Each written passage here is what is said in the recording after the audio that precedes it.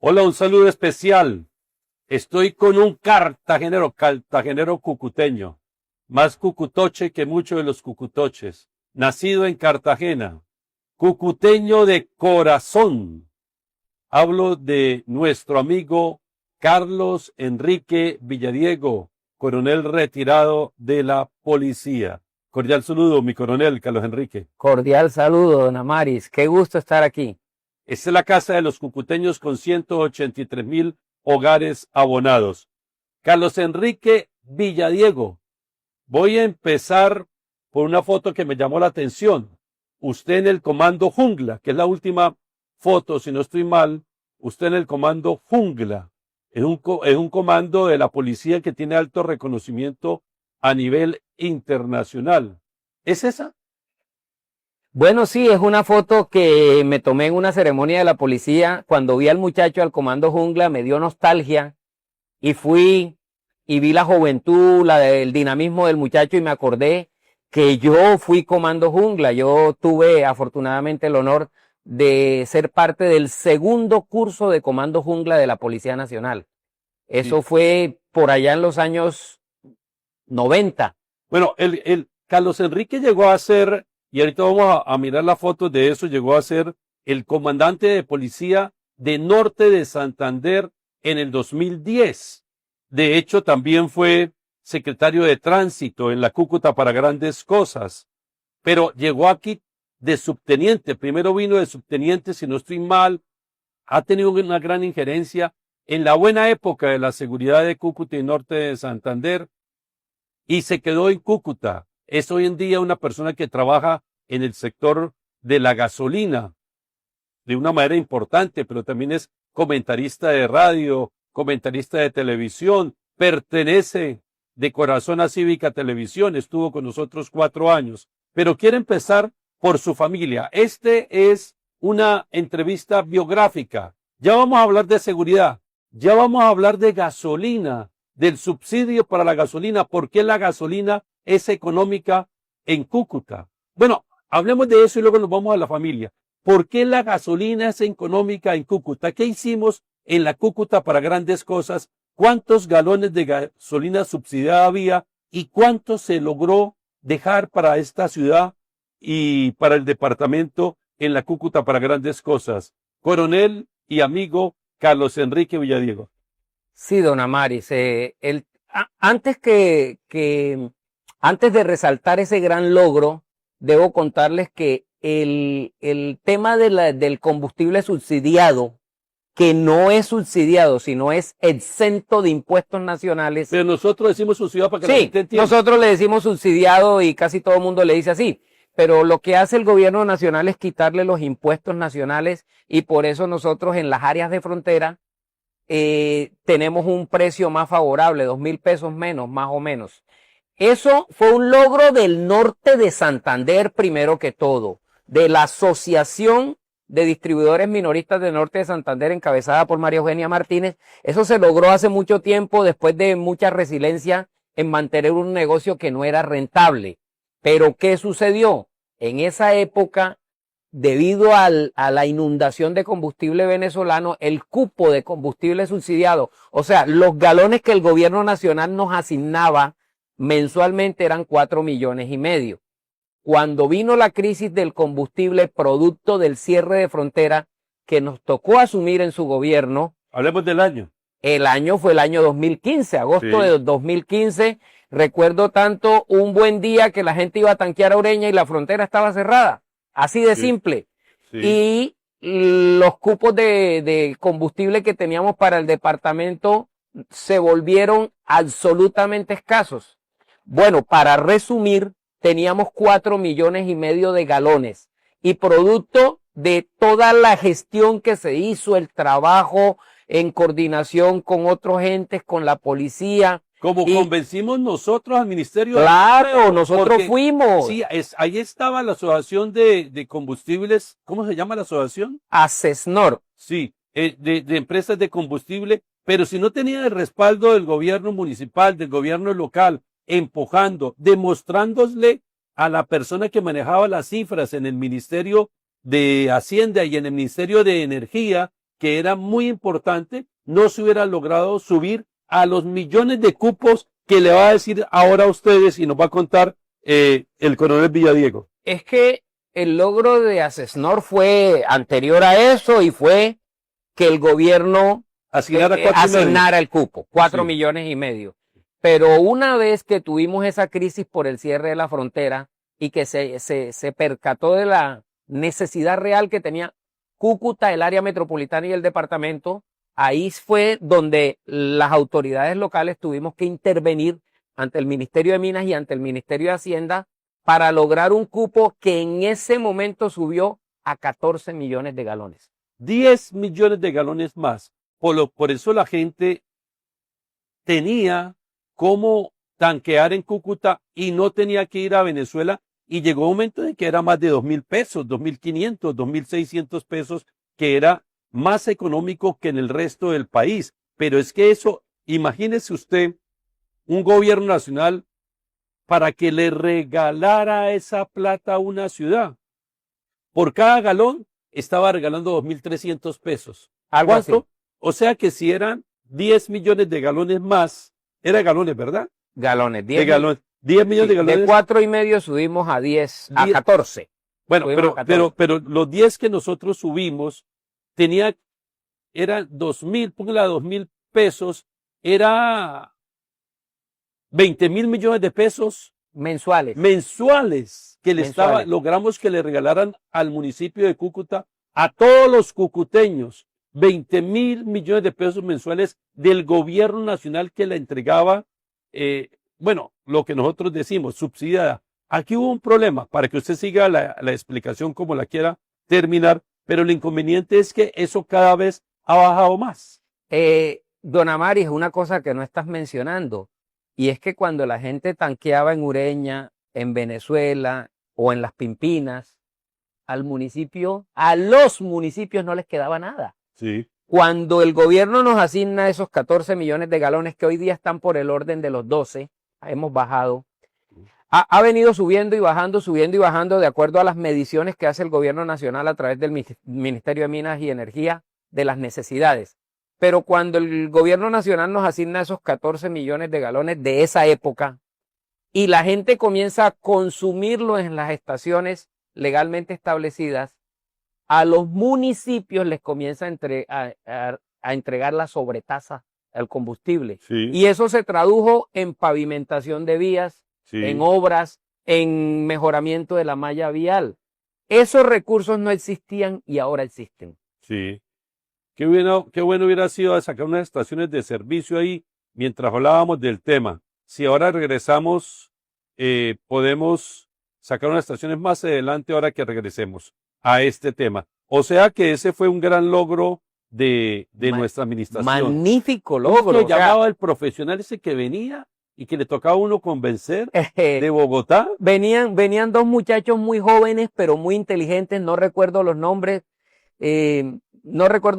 y esos dos muchachos ya no están en el Ministerio de Minas y Energía, están gerenciando grandes empresas de distribución de combustible. Sí, un par de muchachos muy jóvenes, pero sí, muy inteligentes. Sí, sí. Y nosotros usted personalmente trataba con el director nacional de hidrocarburos, sí, que era la persona que tenía el poder de decisión en esa época. ¿Y el nombre lo recuerda? No lo recuerdo. Lo estoy tratando de recordar y logramos, gracias al respaldo del presidente Juan Manuel Santos, logramos esos cupos que se han mantenido, pero fue una lucha que nosotros dimos fuerte, como vimos también la lucha por la seguridad, pero ahorita hablamos de seguridad. Voy a regresarme a la historia. Usted es cartagenero. Vamos a ver, Joan, unas fotos de Carlos Enrique Villadiego. Bueno, ahí está su papá, su mamá. Qué foto tan bonita, una foto antigua, a color. ¿Cómo se llama su mamita? Bueno, mi mamá, sí, mi mamá ya está en el cielo. Hace poco, ¿verdad? ¿Un año, 2 años? No, ya cumplió 4 años. ¿Cómo pasa el tiempo? Pasa el tiempo muy rápido. Sí, 4 años. Y mi padre también tiene 7 años de haber fallecido. Bueno. Fallecieron muy pronto los dos. Y ahí están en Cartagena. Estamos en Cartagena, esa era la primera comunión de mi hermana María Elena, que también estuvo en la Cúcuta para grandes cosas. Sí, claro. Trabajando. La abogada. Un poquito ella es ingeniera. abogada. Ingeniera. Ingeniera. No, en la Secretaría de Obras. Sí, De señor. Infraestructura. Sí, señor. Atrás de la foto un momentico, por favor, Joan. Entonces, ahí está.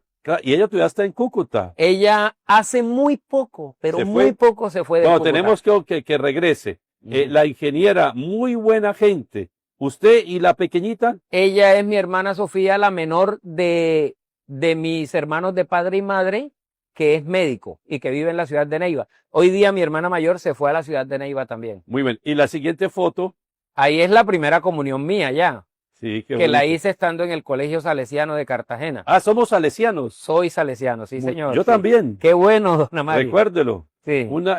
Salesiano. Buenos cristianos, honestos ciudadanos. San Juan Bosco. Y la siguiente foto del álbum familiar del coronel Carlos Enrique Villadiego. Ese es también el Colegio Salesiano de Cartagena y ahí adicionalmente pues aparece la que era la madre de mi papá, mi abuela, y un primito por ahí que está en la foto también. Bueno, esa ya es una foto un poquito más, digamos, posterior en la casa donde nos levantamos nosotros en el barrio Pie de la Popa de Cartagena. ¿Cómo es el barrio Pie de la Popa? ¿Y qué piensa usted de la familia? ¿Cómo fue su familia de papá y mamá? Bueno, una familia muy tradicional cartagenera, don Amaris, digamos que padres trabajadores, mi papá y mi mamá ambos eran químicos farmacéuticos, mi papá era docente de la Universidad de Cartagena y mi mamá trabajó toda la vida en el laboratorio del Hospital Universitario de Cartagena. Excelente, Y súper preparados. nos criamos ahí en ese barrio Pie de la Popa, que sería un barrio referencialmente equivalente aquí en Cúcuta como a La Riviera, algo Sí, así. sí. Un barrio estrato Porque 4. queda pegado al Cerro de la Popa, ¿o qué? El barrio Pie de la Popa es bastante amplio. Hay una parte que está pegada al Cerro Sí. de la Popa Sí. y hay otra parte que está despegada, pero se sigue llamando Pie de la Popa. Es colindante con otro barrio de Cartagena que se llama Manga, que es una isla. Ay, muy reconocido. Sí. Manga, de casas hermosas, ¿no? Antiguas. Casas Las han ido antiguas tumbando. victorianas, sí, las han ido. Victorianas. ¿Qué se me hizo Carlos? Carlos, necesito que ahora me busque unas casas más adelante para mostrar las casas de Manga. Parecidas Manga. como a la Quinta Teresa. a la Quinta Teresa. Sí. Así. Y ahí estaba la casa de la señora Teresa Román, la de Cola Román. Claro, si sí, no estoy señor. mal, algo Sí, así. señor. Y Sí, bueno, allá había unas familias muy tradicionales, los Román, los Lemaitre, Sí. o sea, porque hubo mucho francés que se estableció en Cartagena. y la siguiente foto del álbum, ese ya es el grado de bachiller. Ese ya es mi grado de bachiller, Colegio Salesiano de Cartagena, año 1985. Bueno, y luego promoción entra 1985. usted a la escuela de cadetes y está en el 86, 87 y 88. ¿Por Sí, qué señor. decide hacerse policía? Ahí está arrancando usted en el año 86. ¿Cómo pasa el tiempo? Ya hace 40 años. Sí, la verdad es que, don Amaris, yo no estaba programado para ser policía. Ese es un compañero mío cucuteño, ¿Así? a quien aprecio mucho, ¿Cómo se llama? William Santos Granados. Y a él le decían el Toche. Había muchos cucuteños en la escuela, pero solo a él le decían el Toche. Solo a él. Tal vez porque todo el tiempo decía. Todo el Toche. tiempo lo decía. Sí. Y seguimos siendo muy buenos amigos. Él no vive en la ciudad. Yo lo estoy reemplazando. ¿Y él llegó hasta qué grado? Él llegó al grado de capitán. Bueno, y ahí es cuando usted, Ese es el día de mi graduación. y salen como subteniente, ¿verdad? Subteniente. ¿Cómo es sí. la carrera de un policía? ¿Cuántos años de cadetes? Luego, ¿cuántos años de subteniente? ¿Cuántos de teniente? Hasta llegar a coronel. ¿Cómo es ese proceso? Contemos a la gente. Bueno, eso ha venido variando un poco. Inicialmente yo entré a la escuela para 2 años en la escuela, pero que se transformaron en 2 años y medio. Hoy día son 3. Luego de subteniente estuvimos 3 años, creo que hoy día son 4. Cada vez la exigencia es mayor. De tenientes estuvimos 4 años, creo que se conserva, no estoy seguro.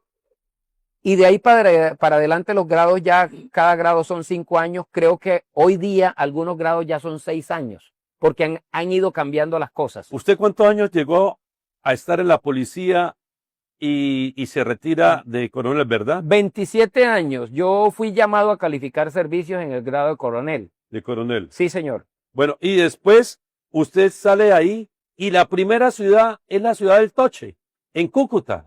Apenas sale de subteniente, llega a Cúcuta. Esta foto es ya en Cúcuta. Sí, eso ya en Cúcuta recién llegado. ¿Eso dónde es? Eso es en En el donde puesto de quedan los monta. carabineros. En el puesto de monta, que llamamos Sí. nosotros los cúcuteños. Donde queda hoy el parque recreacional. ¿Y usted llegó a Carabineros? No.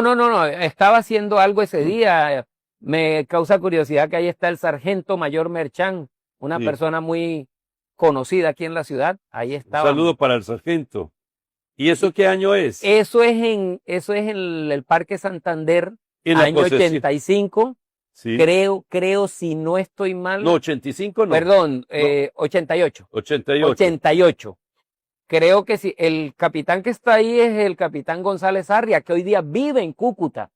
Vive en Cúcuta. Se quedó, él es del Cauca, pero él se quedó en Cúcuta. Un saludo para el capitán González Arria. Se casó con una cucuteña y se quedó aquí. ¿Y terminó como capitán? Su paso por Él la se retiró. Él se retiró para de la casarse policía. y quedarse aquí. Bueno, y entonces usted llega, mantengamos la foto, llega a la posesión y usted presta el servicio en la posesión de Margarita Silva Sí. de Uribe, que acaba de morir. Sí, Un saludo para ella en el cielo. Sí, que en paz descanse. Yo llego y recuerdo que llegamos 4 subtenientes y el primer servicio que tuvimos al día siguiente de nuestra llegada fue la posesión como alcaldesa de Margarita Silva. ¿Cómo era Cúcuta en el 88? ¿Cuántos años estuvo usted aquí en la primera vez acá? Bueno, la primera vez alcancé a estar 2 años. Bueno, ¿y la primera vez. ¿Cómo fue ese paso por Cúcuta? Bueno, yo realmente venía de Cartagena y yo no conocía Cúcuta.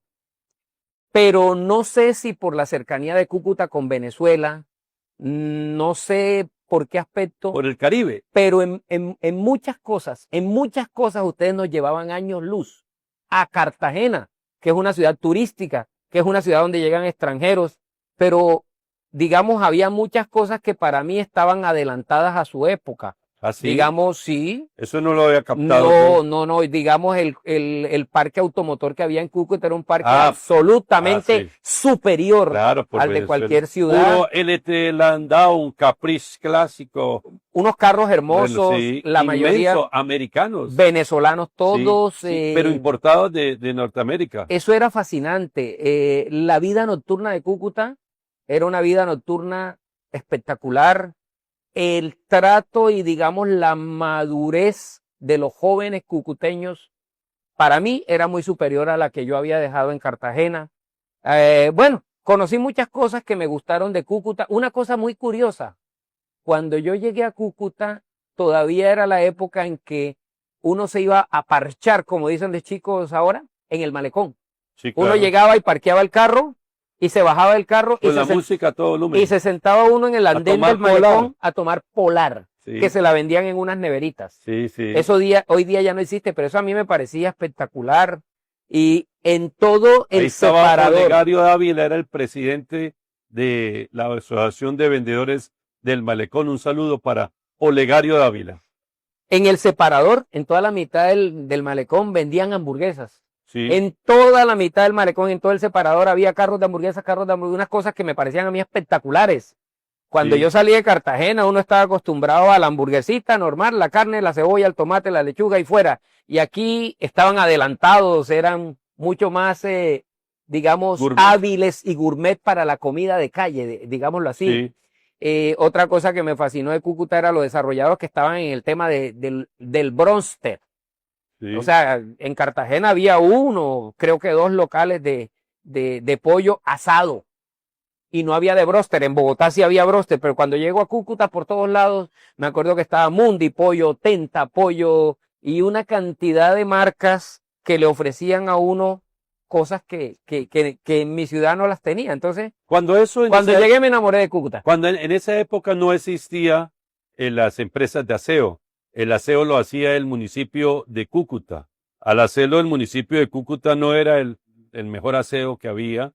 Y nosotros en el gobierno de Jairo Levy creamos algo que se llamaba Asociación de Veedores, B pequeña, veedores, no vendedores. Ni bebedores. Ni bebedores, veedores del malecón, que eran los que vendían cerveza. Y con un carné que yo firmaba, como líder cívico autorizado por Jairo Levy, porque la Secretaría de Gobierno no podía dar esos permisos, ellos podían vender ahí, en el malecón. Y el compromiso era que miércoles lunes y viernes hacían aseo al malecón. Por eso recuerdo a Olegario de Ávila. Y luego con esas personas y la gente de Civismo en Acción, nosotros sembramos todos esos árboles que están hoy en día en el separador del malecón, fueron sembrados por nosotros. Esos árboles altos, donde antes vendían hamburguesas, los sembramos nosotros ahí en el malecón. Don Amari, yo recuerdo haberlo conocido a usted. En esa época yo tenía pelo, aunque la gente crea que no, alguna vez en mi vida tuve pelo, ¿sí? Pero usted tenía el pelo largo. Sí, larguísimo. Largo, y andaba en una moto. Sí. Y algunos muchachos que andaban en moto con usted eran muy habilidosos con la moto. Motocivismo en Acción. Pero no eran los muchachos guaches que a veces hay hoy día, Sí. que comienzan a hacer unas maniobras peligrosas, Sí. poniendo en riesgo a la gente, sino que se reunían, se parchaban y organizaban un recorrido y pedían acompañamiento de la policía. Ahí donde quedaba la repisa, nos parchábamos. Ahí. Hacíamos acompañamiento de la policía De para la los policía. recorridos. Y había un capitán de la policía. No le digo, el capitán Guevara, Guevara. que le gustaban las fotos y hacer. También era un gomoso. Él decía que a él no le corría sangre sino aceite de 2 tiempos. Sí, decía sí, sí. eso. Sí, sí, Entonces el capitán Guevara iba con ustedes sí. y él también hacía sus caballitos y Sí, todo. Y él hoy día, porque tengo comunicación constante con Me él, lo lo saluda. recuerda mucho. Un saludo para saludo mi para- coronel Guevara, que está retirado. Me gustaría que cuando venga el coronel Guevara a Cúcuta, verlo y hacerle una entrevista de En la- esos tiempos. hasta virtual la podríamos Sí, hacer. sí, sí. Valdría la pena. Sí, ¿dónde está viviendo el coronel Él Guevara? vive en Bogotá y tiene su vida dedicada a disfrutar lo que hizo. Tiene no sé cuántas motos, pero Oye, todavía es la hora que vive en sus motos todo el tiempo Me tiene que y regalar el recorre el celular. país. Con mucho gusto. Para el celular del coronel. Yo también me acuerdo mucho de él, porque él nos ayudó muchísimo para que los motociclistas en ese momento las motos no eran, no habían, habían muchas motos, pero no como las que hay hoy. No había tantas. Y no como las que hay hoy. Y hay gente que, por ejemplo, Dioma García, que acabamos de hacerle una entrevista, el rey de los conciertos era Motocivismo en Acción. Toño León, del Club Cazadores, un empresario, era Motocivismo Yo en me acuerdo Acción. un muchacho que le decían Piojo. Piojo también, Ujú. que era mecánico. Otro llamaba Alambrito, también Piojo, Alambrito. En estos días me hablé con Amado. Hacíamos competencia de motos. Nosotros somos los fundadores del tema de motos ahí en los patios, pero también con la anuencia de la alcaldía cerrábamos vías. Pero era organizado. No, sí, organizado. Yo no me explico por qué Con estos ambulancias, muchachos tan con todo. habilidosos que hay, que Sí. tienen tanta habilidad, ¿por qué no se organizan y se ponen de acuerdo con la alcaldía para que puedan hacer sus piruetas en un sitio controlado y de manera organizada? Eso es lo que deberían hacer. Y sin desorden, y sino que ellos tienen derecho, por ejemplo, tomarse una vía acompañada por la administración y hagan su actividad que sea una actividad recreativa. Que se vuelva un espectáculo. Exactamente. Porque son muy habilidosos, los Sí. muchachos, son muy habilidosos. Pero a veces lo que hacen es como una muestra de fuerza, de violencia. De que no es- rebeldía. De rebeldía, sí. Sí, o sea, como, digamos, lo que yo hago para mostrar que soy líder es desconocer la autoridad, desconocer las normas de convivencia. Y eso no está bien. O sea, ellos pueden mostrar sus habilidades, que son muchas, las pueden mostrar dentro de un ambiente controlado. Dentro de la también. mano de la autoridad. Y sería un espectáculo para todos los que apreciamos eso. Así es, porque lo apreciamos. Bueno, ¿y usted hizo familia en Cúcuta? Sí, don Amari, yo estando aquí de subteniente conocí a Ahí está. la que fue mi esposa durante 19 años, La mamá de sus hijos. la mamá de mis hijos, de mis únicos 2 hijos. Ella es nacida en Pamplona, pero criada en Cúcuta. Todavía vive aquí en esta ciudad. ¿Me recuerda el nombre? Ella se llama Marlene Cabeza. Saludo para la señora Marlene Cabeza. Y hoy día tenemos una muy buena relación. Estamos divorciados, pero tenemos una muy buena relación. Y tiene 2 hermosos hijos. Y tenemos 2 hijos, sí, que están lejos ambos. Gracias a Dios bien, pero están lejos. Lamentablemente. Pero cuando Lamentablemente. estaba aquí, pero fue hace poco, pues usted iba a cine con su hijo y todo. ¿Para Yo- dónde va yo iba con- Villadiego? Voy para cine con Yo mi iba hijo. con mi hijo a todos lados, era mi persona favorita. ¿Cuándo se fue? Un día le dio la rebeldía y se fue para Malta. Úpate. Y duró por allá en Malta como 2 años. Y después se aburrió en Malta y se fue para España. Y por allá está. Y ahora, si llegó hace 6 meses, le van a dar la ciudadanía española. Eso estaba yendo precisamente esta mañana en la noticia, que les van a regularizar, les van a dar permiso de residencia y de entendí, trabajo. dije mal. Permiso de trabajo y Y residencia. residencia. Pero termina siendo ciudadanía si quiere. Pero él Bueno, se hizo profesional aquí, ¿verdad? sí, él estudió comercio exterior aquí en la UDES. Sí. ¿Y su hija? Mi hija estudió Relaciones Internacionales y Gobierno en la Universidad Nueva Granada de Bogotá y vive en Bogotá y trabaja todavía para la ONU, para la misión de observación de la ONU en Bogotá. ¿Sí? Sí. ¿Qué hace en la misión de observación? Ella tiene un cargo técnico, ella no es staff de la ONU, pero No, lleva 8 años con ellos. Qué bien, ¿no? ¿Qué hace? Cuéntele a la gente que no sabe qué puede hacer la ONU acá en Colombia, en Bogotá, a nivel ver. general. Básicamente, bueno, la ONU tiene muchísimos apéndices. La Organización de Básicamente, Naciones Unidas, que nace después de la Segunda Guerra Mundial. básicamente, el lugar de trabajo de mi hija es la misión de observación, que es la que supervisa que los acuerdos del pasado proceso de paz se cumplan. Entonces, la mayoría de los empleados de esa misión de observación están en los territorios. Aquí en Cúcuta tenemos una sede en la Avenida Cero, en el edificio Sí, claro. público. Yo trabajé Y, con muchos de ellos. Mi hija trabaja en Bogotá, pero la función de ella no es de campo, es de apoyo. Ella trabaja en una De sección conocimiento técnico. de una oficina técnica en donde le apoya a los funcionarios de campo con todas las necesidades técnicas que ellos tienen. Sí. Y pues afortunadamente encajó. Yo no tuve la oportunidad, don Amaris, durante mi vida de mandar mis hijos a un colegio bilingüe porque mis capacidades no daban para eso. Pero lo que sí hice apenas pude fue ponerlos a estudiar inglés y apenas terminaron el bachillerato, los mandé a Estados Unidos a estudiar inglés. Qué belleza, sí. Entonces, ese yo creo que fue el mejor regalo que les pude dar. Qué Que bueno. hablen, que entiendan, que escriban y que piensen en inglés. Y debido a eso han sostenido sus Porque es trabajos. fundamental. Bueno, Fundamental. y usted llega, yo no sé si hay otra fotografía, pero el siguiente salto que yo recuerdo es cuando usted se va de subteniente y luego llegó aquí a coronel. Pero usted no llega una vez como comandante. No. No. Yo recuerdo que estuve en su regreso, cuando estuvo aquí, cuando regresó y a la posesión en el 2010. Hay una cosa muy rara, don Amari. Yo me voy de subteniente, ahí es donde hago curso de ascenso, me mandan antinarcóticos, hago el curso de comando jungla, me voy con los comandos jungla para Doradal, Antioquia. Nosotros nos tomamos la hacienda Nápoles. ¿Ah, sí? Estuvimos ocupando la hacienda Nápoles, pero la policía dio una oportunidad de una comisión permanente de estudios y realmente, aunque estoy muy orgulloso de ser comando jungla, la verdad es que esa no era mi vocación. De hecho, yo no te alcancé a contar que ni siquiera mi vocación era ser policía. Yo Sí. me presenté en la Universidad de Cartagena para medicina y pasé.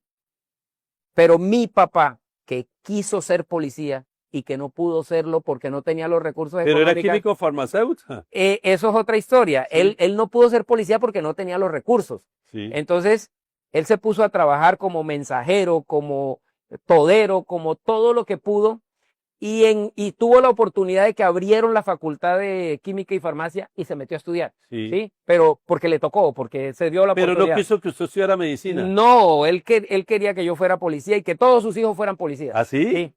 Él Qué quería raro. eso. Muéstrame la foto anterior, y déjala puesta ahí. Entonces, ¿qué Entonces- quería su papá que fuera policía? Entonces él me dijo, papá, pero yo pasé en medicina. Yo pasé en medicina.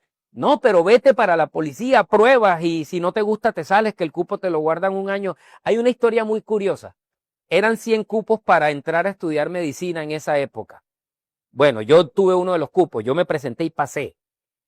Cuando yo no me presento, mi cupo se lo dieron a un muchacho del sur de Bolívar. No sé el nombre, sé la historia porque me la han contado mis compañeros que sí estudiaron medicina, mis compañeros de colegio. Se la dieron a un muchacho del sur de Bolívar.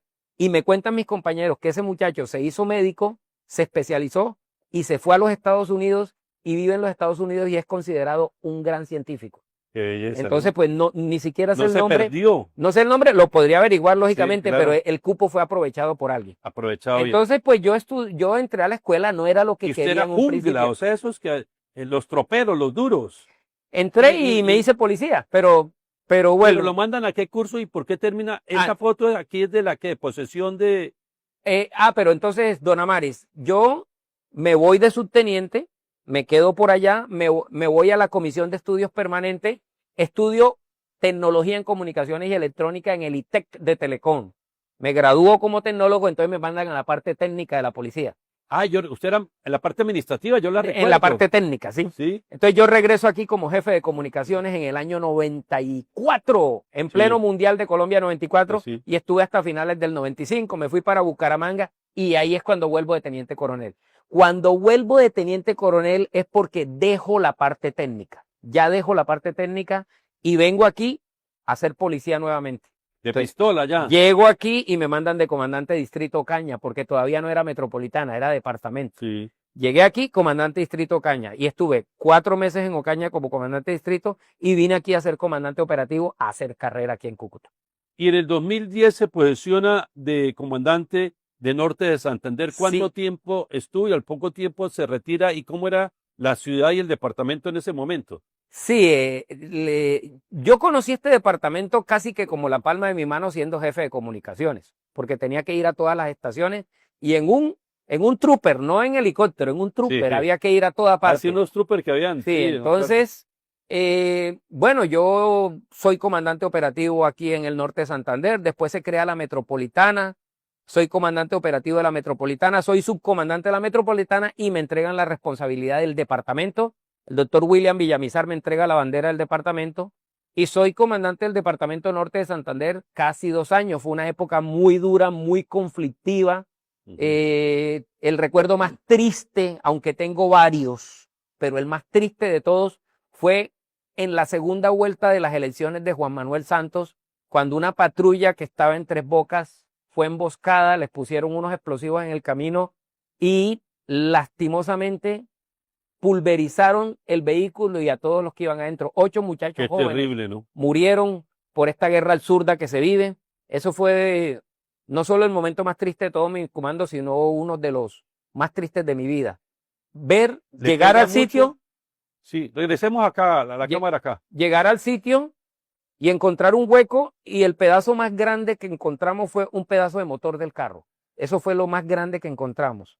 Y los restos de los muchachos esparcidos, eso fue dantesco, ¿sí? Sí. Pero bueno, esas son las cosas a las que se expone un policía cuando entra a esta labor y que a veces las personas no tienen en cuenta. Sí.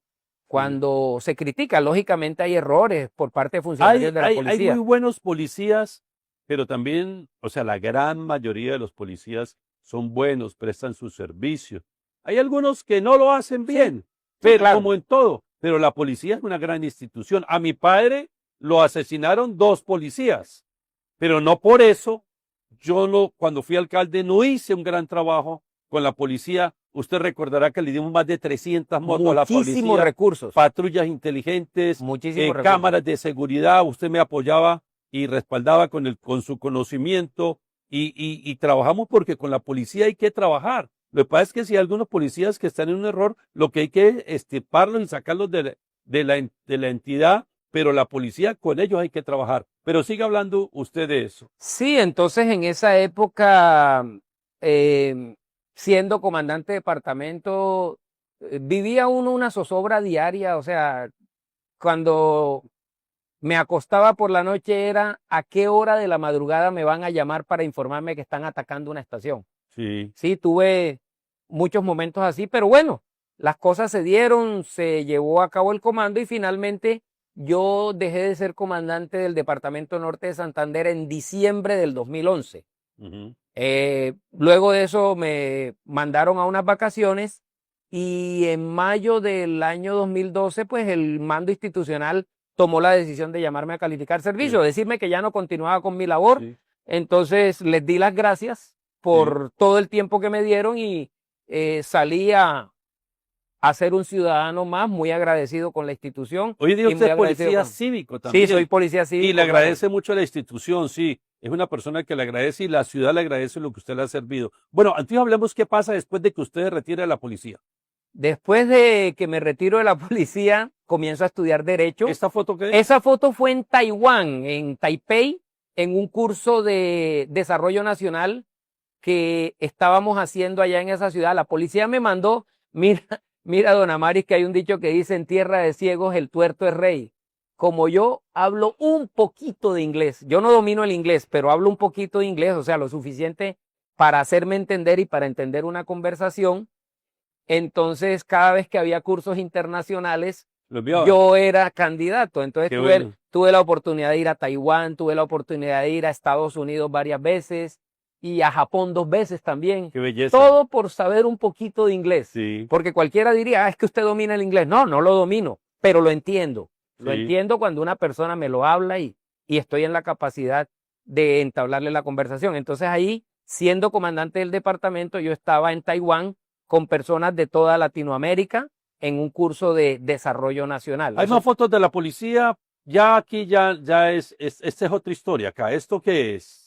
Esto es una reunión de compañeros del colegio en la ciudad de Cartagena, en el colegio salesiano. Lo curioso de esa foto, egresados, lo curioso de esa foto es que el que está en la mitad de pantalón azul es Manolo Duque, que fue alcalde de Cartagena.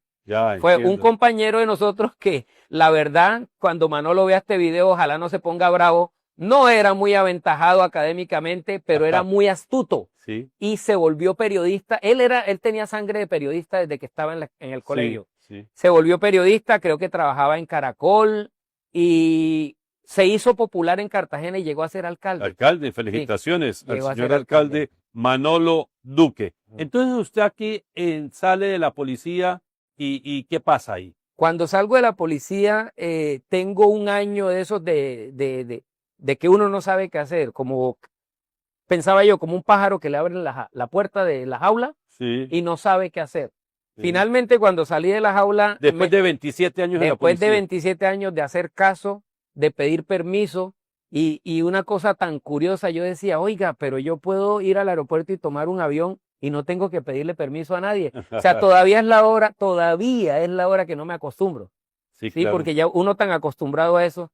Entonces yo me dediqué ese año a viajar y fui donde mi mamá, donde mi papá, donde mis primos. Me acuerdo que compré un carrito, un Twingo blanco que yo tenía. Sí. Y en ese año le metí 50,000 kilómetros al carro. Eso fue una locura. Pero viajé mucho y hice un propósito, don Amaris. Yo dije, como ya estoy fuera de la policía y ya puedo viajar, todos los cumpleaños de mi papá y de mi mamá los voy a pasar con ellos. Pase lo que pase. Y me acuerdo que más adelante, ya estando como funcionario de la alcaldía de Cúcuta, gracias a su honorable llamado, yo le tuve que pedir permiso a usted para irme al cumpleaños de mi mamá y usted me lo concedió. Yo le expliqué, le dije, no, y es que yo todos los años voy al cumpleaños de mi mamá. Entonces, al de mi papá. Sí, entonces yo fui al cumpleaños de mi papá con el permiso que usted me concedió y volví, pero nunca fallé un cumpleaños de mis padres. Qué bello. Desde el día que salí de la policía hasta el día que se fueron al cielo. Él es el coronel en retiro Carlos Enrique Villadiego. Sería bueno colocar ahí el nombre en la parte de abajo siempre de los invitados. Carlos Enrique Villadiego. Entonces va el cumpleaños de su papá. Un año como volador sin palo. Recuerde su paso por la alcaldía de la Cúcuta para grandes cosas. Don Amaris, Además del tema de la gasolina que ya hablamos. Pero... Recuerdo exactamente el sitio donde yo estaba parado cuando recibí la llamada suya para decirme que me uniera a la Cúcuta de las grandes cosas. Entonces, ¿dónde estaba? Yo estaba parado en el sótano de Unicentro y todavía paso y me acuerdo exactamente el sitio del sótano de Unicentro donde estaba en ese momento cuando recibo la llamada. Cuando me dicen, el alcalde de Cúcuta le va a hablar. Yo lo más cercano que era con usted, don Amaris, recuerdo era que yo pasaba y lo veía inaugurando las obras y yo le decía, felicitaciones, alcalde. Sí. Yo le decía, gracias por la Avenida del Río, porque yo vivía en la Avenida del Río. Y yo siempre que pasaba lo veía, le decía, gracias por la Avenida del Río. Sí.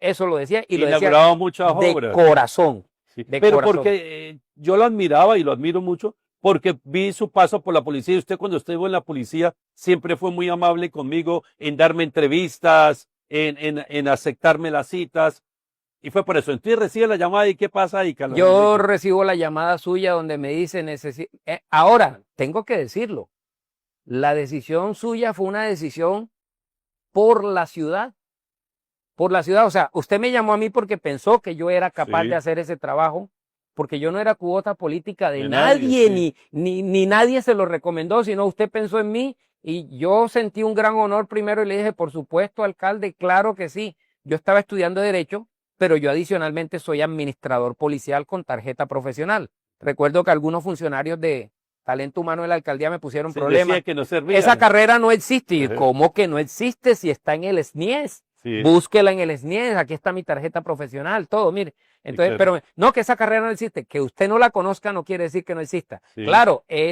la administración policial es un apéndice de la administración enfocado un poco hacia la seguridad.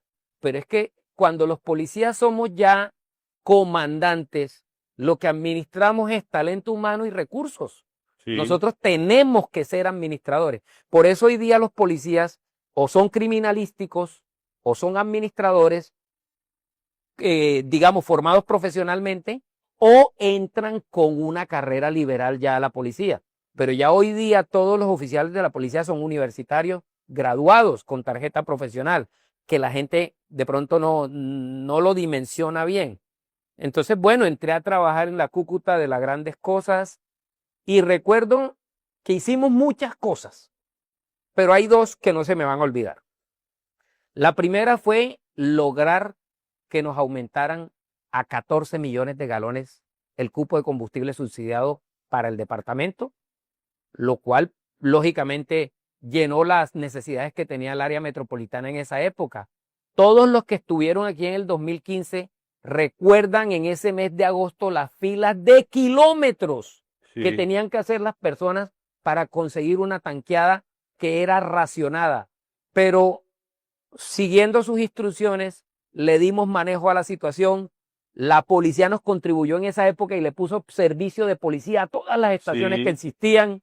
Organizamos las cosas. Organizamos incluso unas estaciones que después de las 9 de la noche solo atendían taxis. así Para, recuerdo, sí, para que el transporte público siempre contara tuvieron, con sí, combustible. Organizamos unas estaciones que a ciertas horas atendían buses. Lo primero, decía usted, el transporte público. Que el transporte público pueda laborar. Luego hubo que hacer unos razonamientos de combustible, hubo que hacer unas limitaciones durante un tiempo hasta que la situación se normalizó, pero lo logramos. Gracias a Dios lo logramos, sufrimos todos, pero lo logramos. Me acuerdo que en esa época, digamos, la persona con más influencia en la ciudad de Cúcuta era el que tenía un amigo en una estación, sí, porque no sí, hacía fila. sí, cierto, El que tenía un dueño de estación como amigo iba a la estación y no hacía fila, sino que se metía por las VIP. sí, Entonces a mí me llamaba todo el mundo, ¿cómo hago? ¿Cómo hago? ¿A dónde voy? Bueno, y el otro logro, que ya a la gente se le hizo normal, pero en esa época causó mucho, mucho impacto, fue el par vial de San Luis.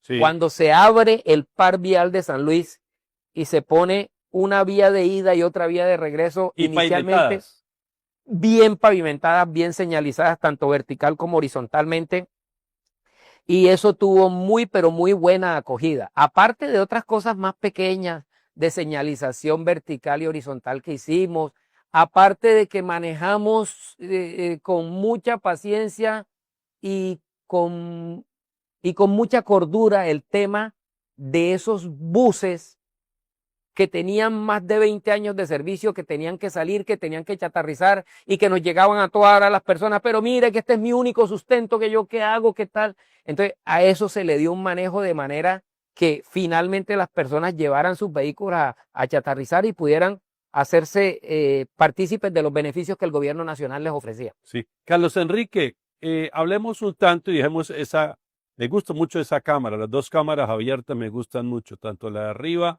como esa. Carlos Enrique, hablemos un tanto de la seguridad, porque usted también fue un soporte importante desde tránsito para que nosotros tuviéramos la clase de seguridad que tuvimos entre el 2012 y el 2015. Hablemos de la seguridad en aquel entonces, Carlos Enrique. Bueno, Afortunadamente en esa época no teníamos la injerencia de la migración de hermanos venezolanos como la tenemos ahora, aunque la migración no Pero era en agosto del 2015 eh, nos llegaron 20.000. la migración como tal no es el problema. O sea, el migrante, la mayoría del migrante viene a trabajar y viene a poner a servicio sus conocimientos. Pero el tema de las bandas, no voy a decir ni siquiera transnacionales, sino transfronterizas, que están aquí y están allá, que los AK-47, que el Tren de Aragua, que todas esas, que delinquen en un lado y se corren para el otro, eso, digamos, ha puesto las cosas más difíciles últimamente.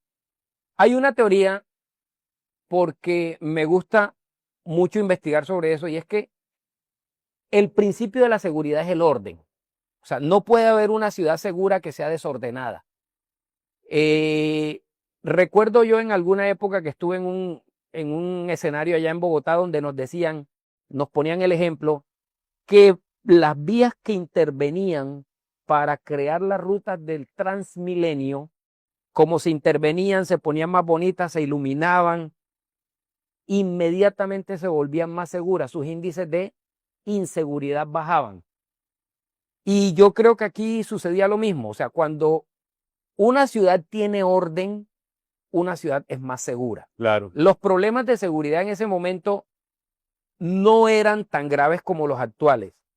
Y tanto trabajo se hizo que en esa época logramos sacar por 2 años consecutivos a Cúcuta de la lista de las 50 ciudades con más homicidios. Del mundo. Que debo aclarar una cosa, don Amaris. Lo que hace esa ONG de decir que las ciudades más violentas del mundo es un error.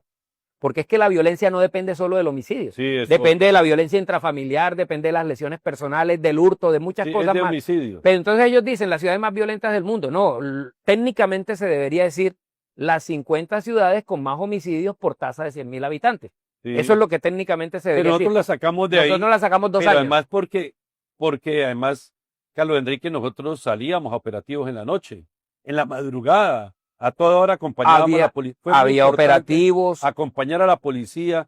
Yo recuerdo que iba a las 2 de la mañana, si era el caso, sacábamos operativos especiales a las 4, a toda hora, hacíamos operativos, controlamos el espacio público. Usted recordará, creo que eso fue importante, Carlos Enrique. Es que yo voy a volverme a mi teoría, y se acuerda, don Amaris, que yo le hablaba mucho a usted de la teoría de las ventanas rotas. Iba a decir ahorita eso. Mucho, o sea, yo soy muy fanático de eso, de leer, de mirar las estrategias que impuso Giuliani cuando fue alcalde de Nueva York, que logró unas tasas de reducción de la delincuencia bastante importantes, y básicamente nos remitimos. Si está ordenada,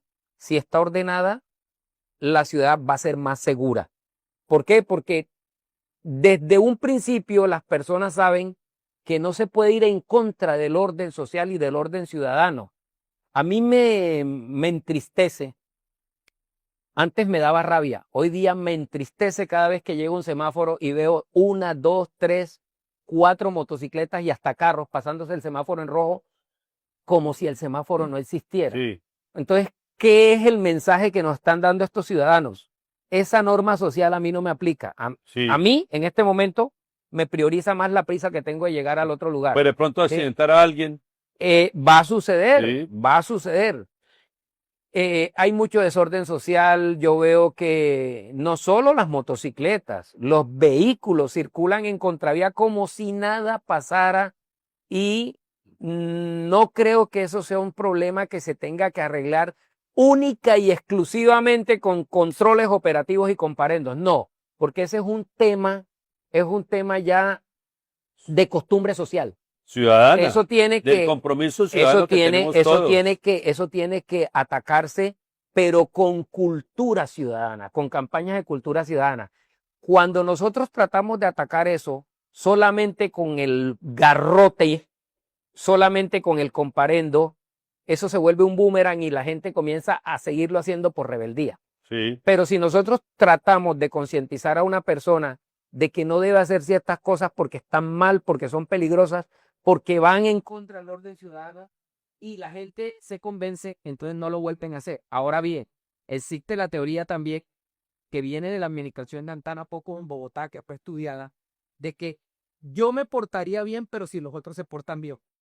Yo haría la fina si los otros no se cuelan.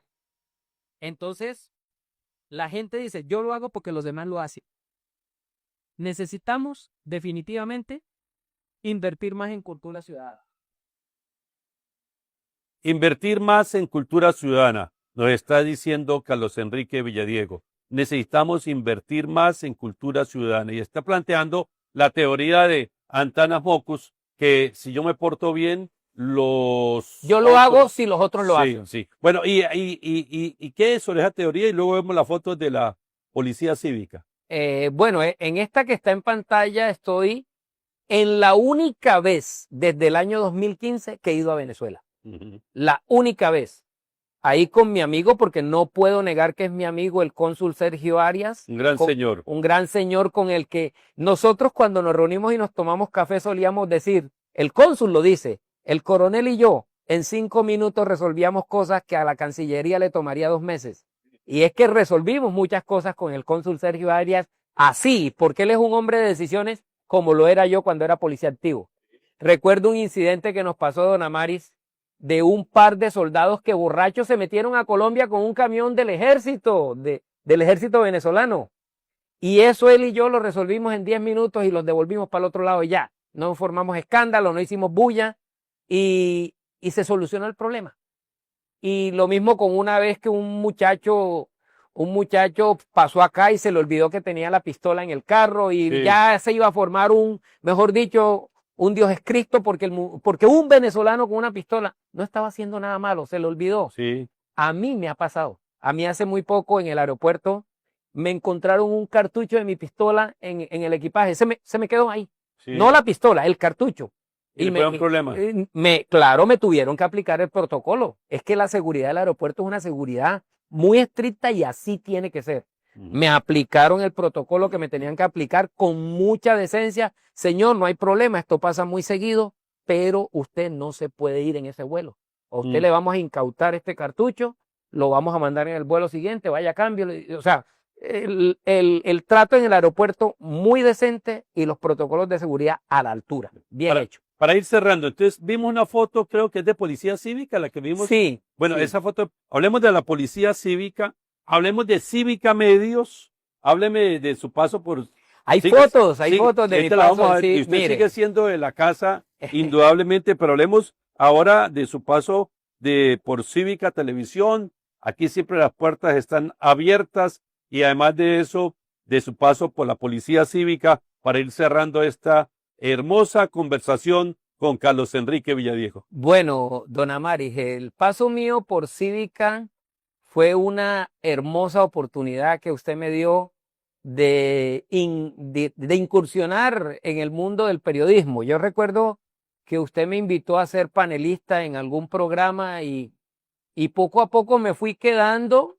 Hicimos un equipo con Pedro Murillo y con Carlos Forero, que a propósito me encontré a Carlos Forero en estos días. Me lo encontré. Hay que saludarlo. Y le mandó muchos saludos y dijo que cómo le gustaría que usted lo llamara. Sí, pero yo lo llamé cuando lo llamé hace como 2 meses. Tengo que volverlo a llamar. Sí. Me lo encontré. A veces lo ve uno por la Avenida del Río caminando en las mañanas. Ya. ¿Sí?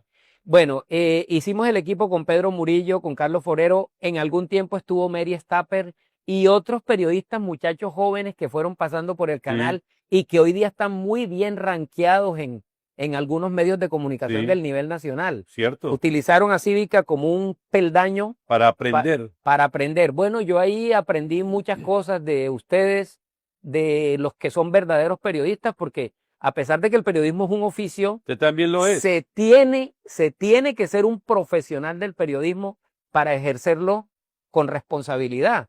Yo, pues, como le digo, vine como panelista y me amañé y quedé 4 años casi con ustedes. Y cumplido que era, siempre era cumplido con sus programas. Y bueno, finalmente mi retiro de Cívica se debió no a que estuviera aburrido ni que usted me hubiera echado.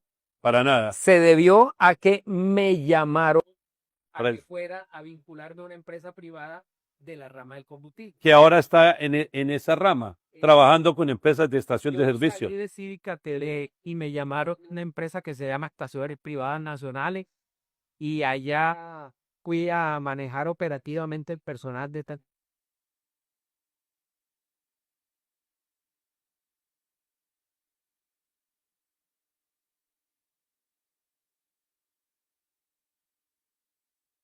que tiene tarifas variables de combustible. Y debido a eso, una vez terminó mi relación laboral con ellos, inmediatamente tomé una relación laboral con otra empresa del mismo ramo y ahí me estoy desempeñando todavía. Se está desempeñando en esa empresa. En esta foto apreciamos a Carlos Enrique Villadiego, está en el sector de la gasolina. Y para cerrar esta entrevista, le voy a pedir a esta Carlos Forero, un saludo para Carlos Forero, para su señora esposa, para su familia. Carlos Enrique, hábleme de Cúcuta para cerrar, su opinión, su sentimiento, su amor como cucuteño nacido en Cartagena por Cúcuta. Bueno, don Amari, yo soy a mucho honor cartagenero, quiero a mi ciudad, me siento orgulloso de haber nacido en Cartagena y muy orgulloso de haber sido egresado del Colegio Salesiano San Pedro Claver de Cartagena. Pero yo creo que si Dios lo permite, el resto de mi vida lo voy a pasar en esta ciudad. Amén, Cúcuta. qué bueno. Si Dios lo permite y si las cosas siguen, digamos, normales en este querido país, del cual no queremos salir. Sí. O sea, tendría que presentarse unas circunstancias anormales para tomar decisión de irnos a otro país, pero espero que no suceda. Ahora bien, Cúcuta es una ciudad que a mí desde cuando llegué me enamoró. Es una ciudad que tiene una ventaja que casi nadie menciona y a mí me parece tan ventajoso. Cúcuta es una ciudad... Que puede ir a dormir la siesta. Bueno, esa lo tienen varias ciudades. Sí, sí. Eso lo tienen varias ciudades. Pero no todas las ciudades tienen una ventaja que tiene Cúcuta, que usted sale de su casa y en 10 minutos está en el aeropuerto. Ah, sí. O sea, usted sale de su casa en Bogotá y vaya al aeropuerto.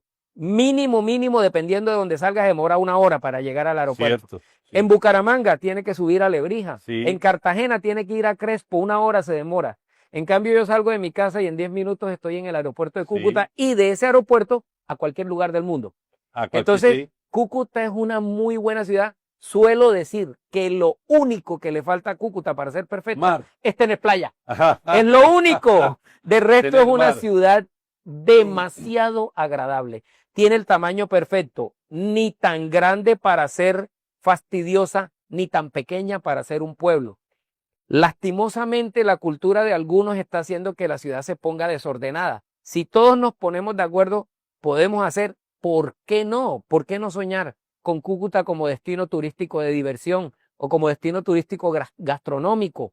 Porque es que tiene tantas cosas buenas esta ciudad que no dan ganas ni de salir de aquí. Y cuando uno viaja, a donde viaje, a los Estados Unidos, a Europa, lo que sea, A los 15 días quiere volver. lo que más quiere uno es regresar. Sí. Es lo que Así más es. quiere uno. Bueno, Carlos Enrique, le agradezco mucho por haber venido hoy y por habernos contado parte de su hermosa vida y la de su familia. Gracias, don Amaris. Muy amable por esta oportunidad. De verdad que se siente uno bien estando aquí en este tipo de escenarios. Esta es la casa de los cucuteños y los nortesantanderianos. Hoy estuvimos con Carlos Enrique Villadiego, un cartagenero cucuteño que llegó a Cúcuta por primera vez en 1988 como subteniente de la policía, que luego regresó en diferentes circunstancias de la policía y llegó a ser hasta comandante de la Policía Norte de Santander. Pero por encima de todo eso, un gran ser humano, una persona que ama y conoce temas de seguridad y temas que tienen que ver igualmente con los hidrocarburos. Carlos Enrique Villadiego, un abogado, un cucuteño, un amante de esta ciudad, que nos da a nosotros ejemplo que no todo el que nace en Cúcuta es cucuteño, porque hay personas que nacen en Cúcuta y no la aman, como hay personas que no nacieron aquí y sí la aman como él. Somos Cívica Televisión y Cúcuta 7 días, acá en la Casa de los Cucuteños.